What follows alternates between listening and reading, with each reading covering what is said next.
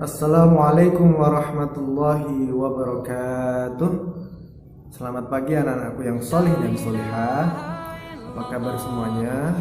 Semoga Allah senantiasa memberikan kesehatan kepada kita semua dan juga perlindungannya.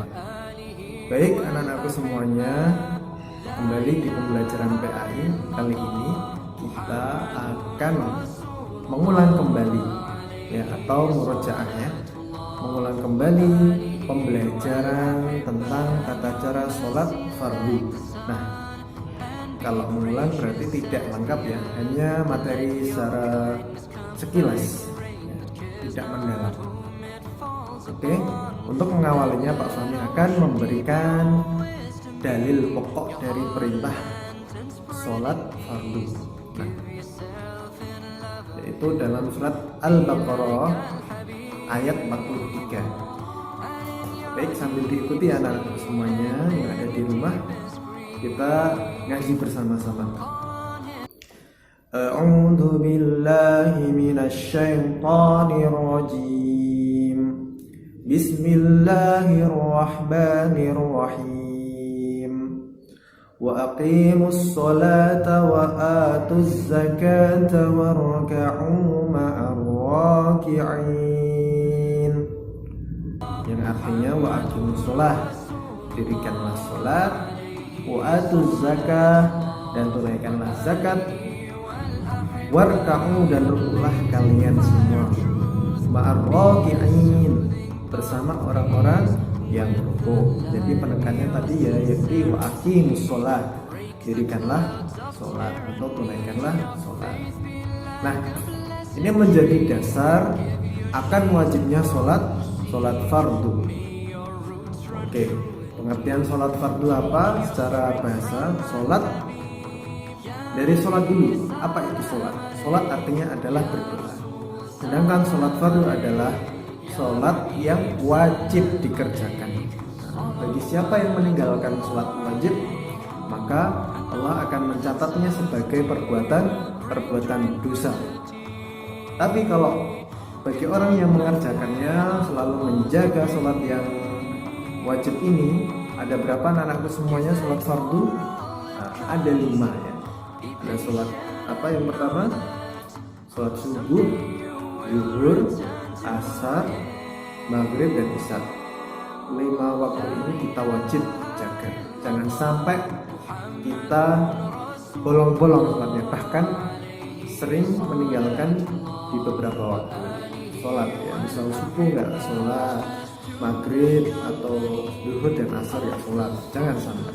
Karena kalau kita meninggalkan sholat ya, misalnya meninggalkan sholat subuh atau sholat zuhur secara sengaja, maka tidak boleh kita mengganti di waktu yang lain ya.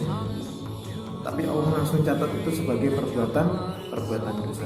Jadi mari kita jaga sholat yang 5 waktu. Oke anak-anakku semuanya siap? Siap. Baik.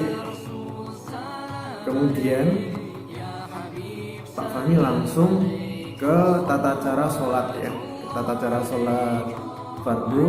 Masya Allah ya, kemarin ketika Pak Fahmi ngasih tugas video tentang tata cara sholat fardu, videonya bagus-bagus, keren-keren, pokoknya mantap ya. Oke, kali ini Pak Fahmi akan mengulang secara ringkas, tapi hanya dengan gerakan saja. Bacaannya nanti anak-anak semuanya bisa lihat di buku masing-masing, oke, atau di video yang kemarin Pak Fahmi upload. Yang pertama yang kita lakukan ketika ingin sholat adalah menghadap ke arah kiblat ya. Menghadap ke arah kiblat, kemudian bismillah, niat karena Allah Subhanahu wa taala. Bismillahirrahmanirrahim, mantapkan di dalam hati. Setelah itu kita takbir ya, takbiratul ihram, Allahu akbar. Jadi tangan itu harus sejajar dengan bahu dan telinga, diangkat ya, Allahu akbar. Kemudian setelah itu baca doa kita dilanjut dengan surat Al-Fatihah, dan setelah itu dilanjut dengan surat-surat atau ayat-ayat pilihan yang kita hafal ya. diusahakan yang kita hafal saja nggak apa-apa. Punya surat An-Nas ya sudah, An-Nas, Al-Ikhlas nggak apa-apa. Yang penting kita lancar ketika membaca surat-surat tersebut, dan dibaca ketika di rakaat satu atau dikerjakan ketika di rakaat yang pertama dan kedua. Jadi itu wajibnya.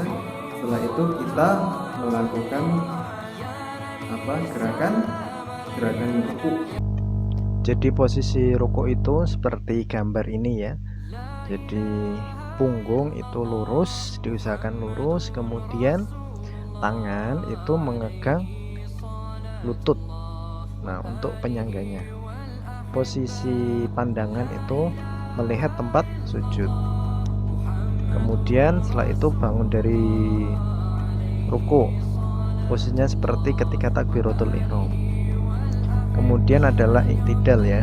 Iktidal itu kita lakukan dengan tumak ninah, yaitu tenang ya. Kemudian berdiri secara sempurna, posisi tangan lurus, tidak sedekap. Kemudian ini adalah posisi sujud. Posisi sujud itu kaki ditekuk seperti di gambar itu ya, ujung kakinya. Pokoknya 7 dari anggota tubuh kita itu menempel ke lantai, dari dahi, kemudian kedua telapak tangan, kemudian kedua lutut, dan kedua ujung kaki. Nah, untuk sikutnya ya, sikutnya itu nggak boleh nempel ke lantai, jadi diangkat seperti gambar. Kemudian duduk di antara dua sujud. Duduk di antara dua sujud, duduknya adalah iftirosi. Kaki sebelah kiri kita itu dijadikan sebagai alas duduk. Nah, makanya disebut sebagai duduk iftirosi. Kemudian duduk tahiyat ya.